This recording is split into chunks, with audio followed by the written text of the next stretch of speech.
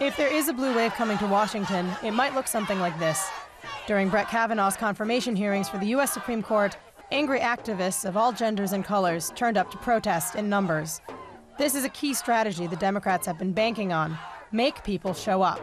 And party leaders are pushing the message that to restore Democrats to office, people, especially women, need to vote.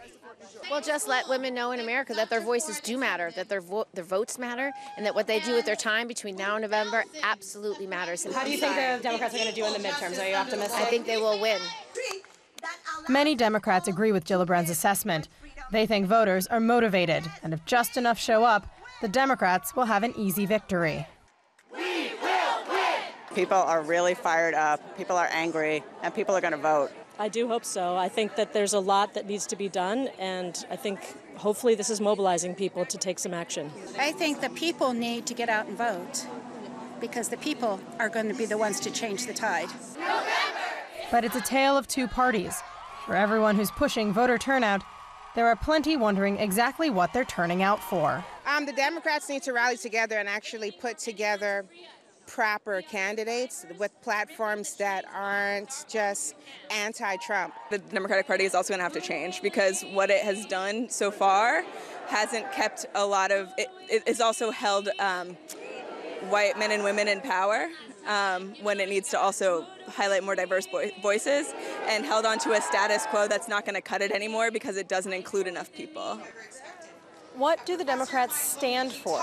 This has been the question the party has been unable to answer since their loss in the 2016 presidential elections. And while the Kavanaugh confirmation hearings may have activated the Democratic voting base, it also riled up Republicans. The only thing that is sure, the Democrats cannot simply be the party of not Trump. It's one thing to take advantage of the anti-Trump mood in parts of the country, but analysts say that approach needs to be paired with a solid party platform. Professor Jason Malika at American University in Washington, D.C., says that if Democrats merely engage with Trump's style of politics, they'll regret it. They need to come up with a different strategy. And I think if they end up losing and not gaining any seats, or gaining one or two, but the Republicans still have power, they're going to have to think of a way different strategy going into the presidential election. One question for Senator. Anti-Trump feeling in the country didn't succeed in this case. Brett Kavanaugh was confirmed. It was a strong message. The Democratic Party needs to give Americans a reason to vote for it beyond not liking Donald Trump.